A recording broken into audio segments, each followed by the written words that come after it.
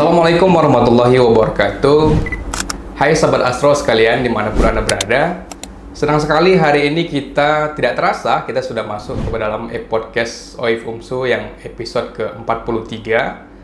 Kita sangat berbahagia karena hari ini kita kedatangan narasumber yang sangat luar biasa. Beliau merupakan ketua BIPA UMSU. Jadi kalau rekan-rekan bertanya tentang BIPA, sederhananya BIPA itu adalah lembaga UMSU yang menangani mahasiswa asing terutama pada bagian bahasa Indonesia, kemudian literatur, sejarah, dan lain sebagainya. Nah, mari kita sambut Ibu Dr. Cut Novita Srikandi. Assalamualaikum Ibu Cut. Waalaikumsalam. Bagaimana kabarnya? Alhamdulillah sehat.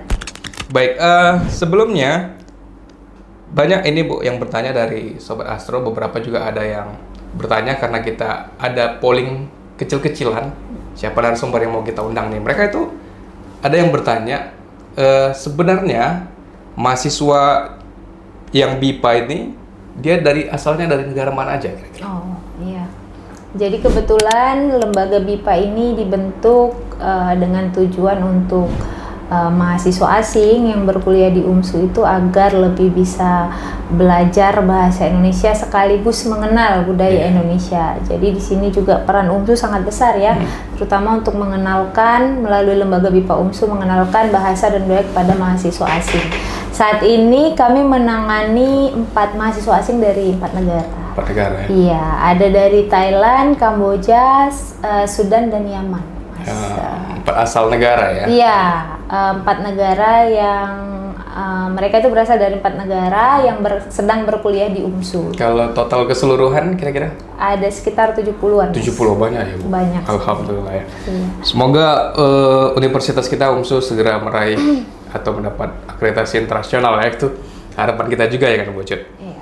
Baik, Bu Cut Novita dalam beberapa kesempatan kalau Sobat OIF juga ikuti di media sosial ya, sempat kemarin juga beliau mendampingi tamu internasional kita dari Monash University Australia. Dalam beberapa kesempatan juga mungkin Bu Cut Novita mengenal dan mengetahui apa itu OIF UMSU. Nah, menurut Bu Cut Novita, apa yang Ibu pendapat ketika pertama kali tahu atau datang di OIF UMSU ini? Pak, menurut saya OIF UMSU ini sangat luar biasa ya.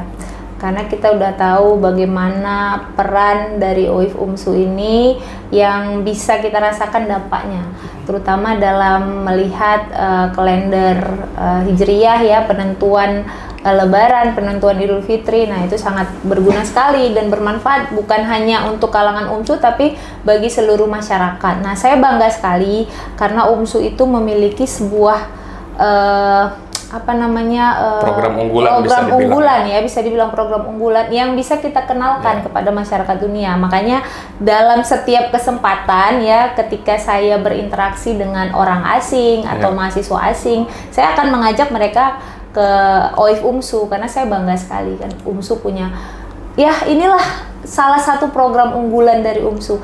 Salah satunya kita beberapa kali pernah membawa mahasiswa asing yang baru belajar di UMSU, langsung kita boyong ke sini untuk kita perkenalkan bagaimana OIF. Juga beberapa narasumber dari setiap kegiatan yang internasional, misalnya kayak kemarin dari Monash University, langsung kita bawa ke sini, kita ajak ke sini, dan mereka juga antusias, excited dan bener-bener wah ternyata UMSU ini punya gitu ya. Seperti itu. Kita ingat kemarin Prof. Graham itu yang sangat excited ya ketika lihat matahari, beliau langsung wah ini sangat luar biasa ini gitu. Baik, juga rekan-rekan Sobat OIF sekalian yang pasti tahu kalau salah satu view terbesar di YouTube OIF UMSU itu adalah video ketika kunjungan mahasiswanya Bu Cut Novita berkunjung ke OIF UMSU yang kemarin itu yang dari Thailand. Itu merupakan salah satu video kunjungan kita yang views-nya yang paling banyak. Bahkan ada beberapa komentar itu yang saya sorotin dari mungkin kalau dari bahasanya, pemilihan katanya, kemudian dari mungkin dari Pulau Jawa ya. Kalau dari komentar itu kita lihat mereka pilihan katanya kan kelihatan. Jadi Bu Cut juga kan tahu bahwa mereka sudah kemari ke OIF UMSU. Nah, Bu Cut Novita pernah nggak sih atau tahu atau dengar-dengar gitu setelah beberapa kali ada beberapa mahasiswa itu berkunjung ke OIF UMSU, bagaimana kira-kira tanggapan mereka? Iya, tentunya mereka kaget ya. Kaget, ternyata ada ya? Ternyata ada, karena mereka kan selama ini lingkungan atau circle-nya itu kan di Muchtar Basri. Iya, Mereka kan belum tahu di luar UMSU itu seperti apa. Nah, ketika kami mengajak mereka dalam program Dharma Wisata, tempat pertama yang mereka kunjungi adalah OIF. Itu mereka nggak nyangka juga gitu. Apalagi mereka sangat antusias melihat teropong yang berbagai macam yang dipamerkan di OIF UMSU ini. Memang kemarin waktu tamu yang dari Thailand itu memang mereka cukup excited ya, karena ya sebenarnya ada di antara beberapa mereka yang sudah bisa berbahasa Indonesia, cuman karena kalau kita dari sisi ilmu komunikasinya kan kita suka clickbait, artinya kalau kita buat waktu interview di dalam video itu dalam bahasa Indonesia, mungkin orang biasa aja nggak tahu mereka itu dari Thailand Selatan. Makanya kita arahkan kemarin yang di interview itu bahasa Thailand. Jadi dia biar orang lihatnya oh benar-benar dari Thailand ini ya gitu. Karena dari segi wajah juga kan seperti orang relatif sama kan, Thailand Selatan ya Bu Cut ya. Iya. Baik, kita beralih ke pertanyaan selanjutnya rekan-rekan sekalian.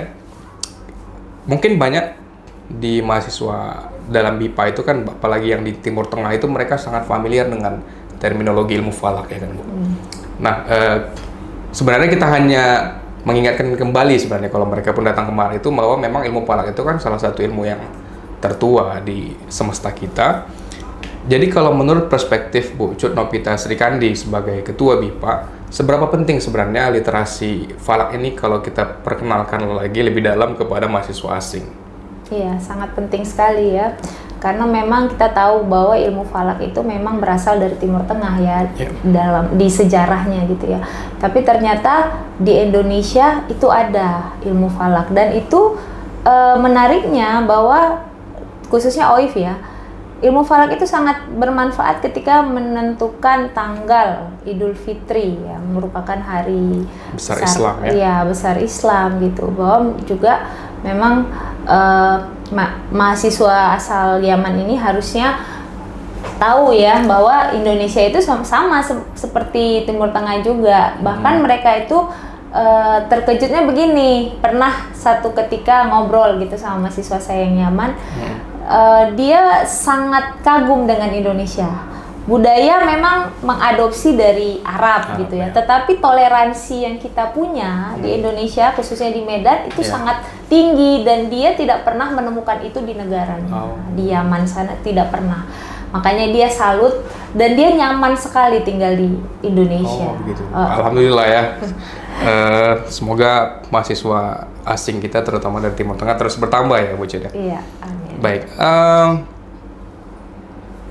Pertanyaan selanjutnya, sejauh mana program BIPA itu mendukung kegiatan yang bersifat integratif antara bahasa, budaya, dan sains, misalnya seperti ilmu falak. Namun sebelum sampai ke situ, kita mau tanya dulu ke Ibu Cut, sebenarnya selain pengenalan bahasa Indonesia, kemudian pengenalan dasar-dasar budaya, apa saja sih kegiatan mahasiswa internasional yang di dalam BIPA itu? Iya, kalau kegiatan kami itu lumayan banyak ya, sudah terprogram ya di dalam program. Dan banyak sekali kita lihat dari medsosnya pun sangat sibuk ya.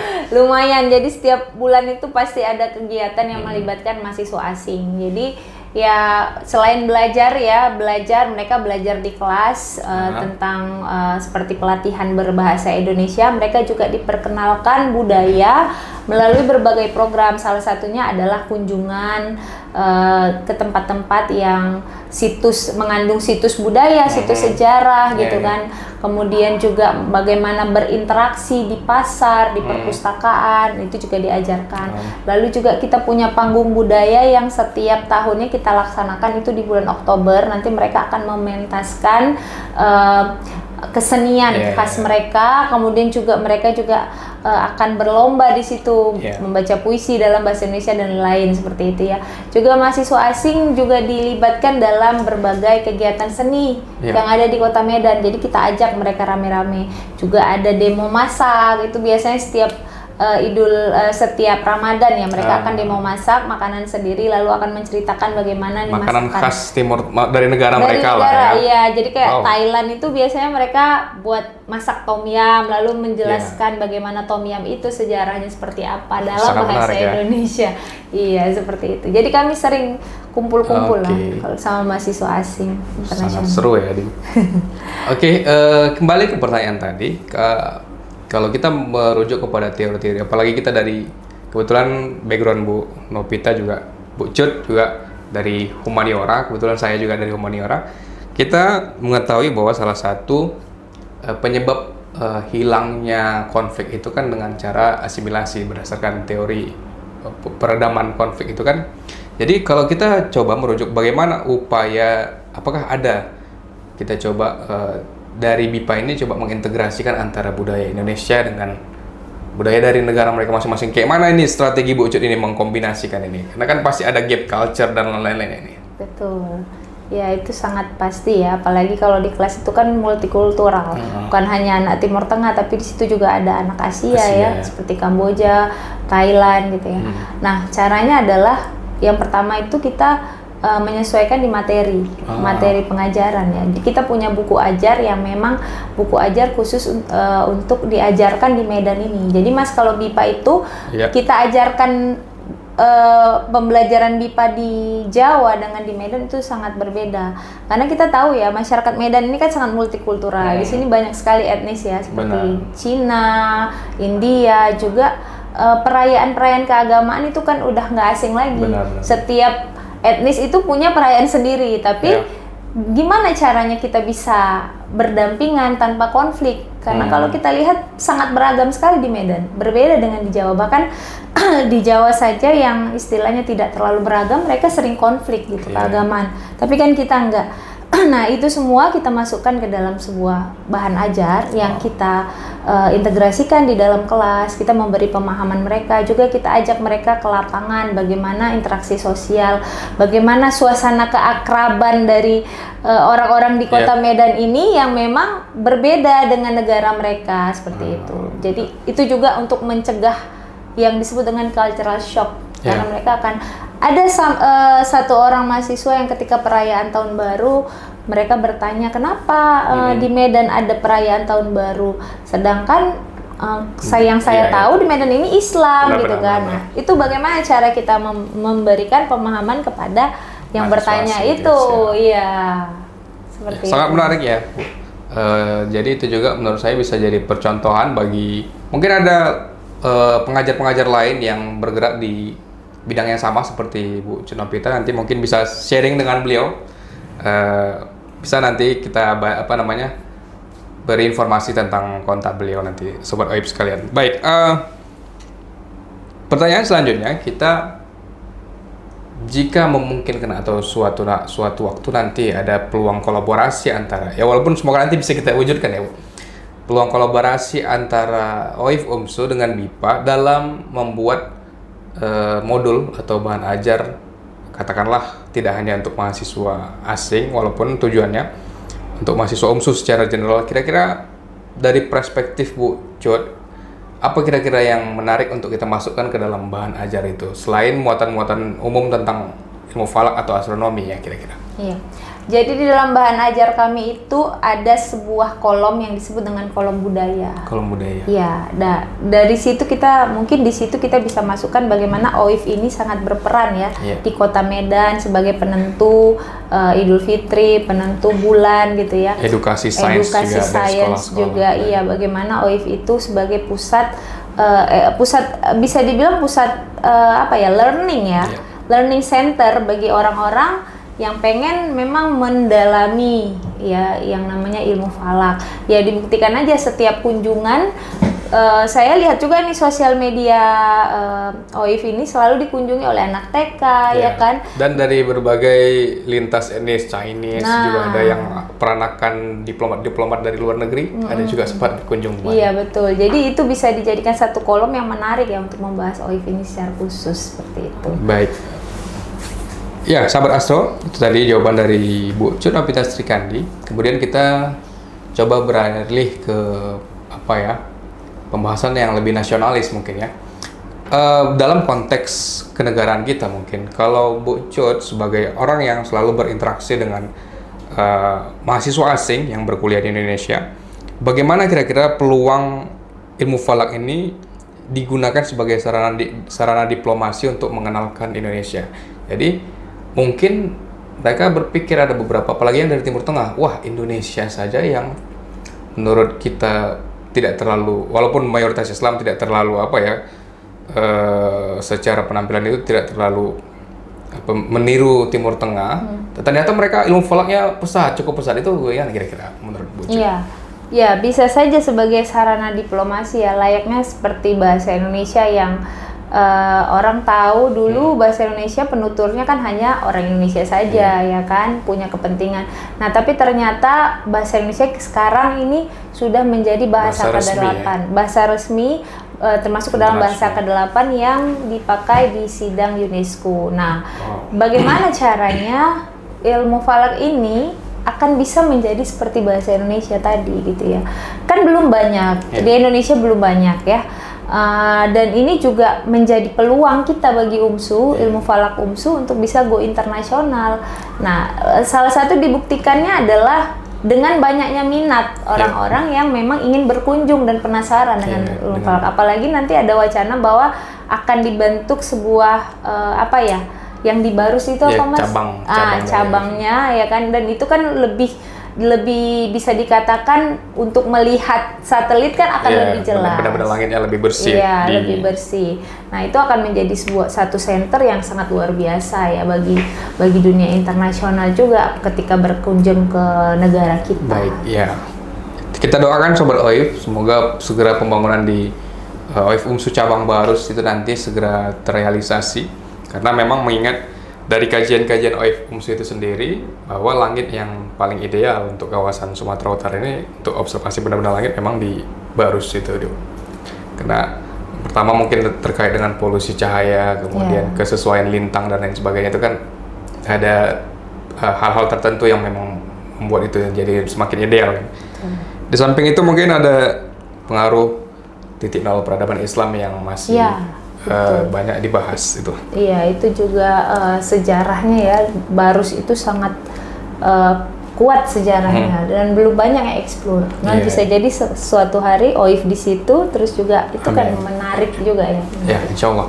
Tidak terasa Sobat OIF, kita berbincang sudah beberapa waktu. Pertanyaan terakhir yang ingin kita tanyakan kepada Ibu Cut, apa nih harapan atau masukan Bu Cut Novita Srikandi kepada OIF UMSU?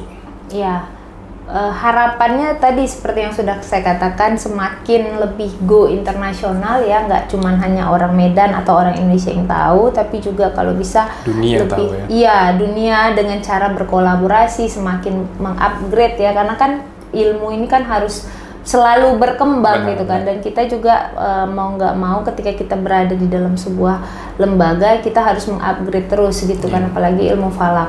Nah, harapan saya semakin maju, semakin berkembang, dan semakin bisa membawa UMSU ini menjadi world class university gitu. Amin, amin ya rabbal alamin. Itu harapan kita semua Sobat OIF ya. Baik Sobat OIF sekalian, itu tadi hasil ngobrol-ngobrol kita, podcast kita dengan Ibu Cut Novita Srikandi, Ketua BIPA UMSU. Jadi mungkin itu saja yang ingin kami sampaikan. Jangan lupa tekan tombol subscribe, kemudian like dan share video ini kalau kamu suka, dan stay curious dan tetap bersama OIF UMSU dalam memotret semesta demi iman dan peradaban. Assalamualaikum warahmatullahi wabarakatuh.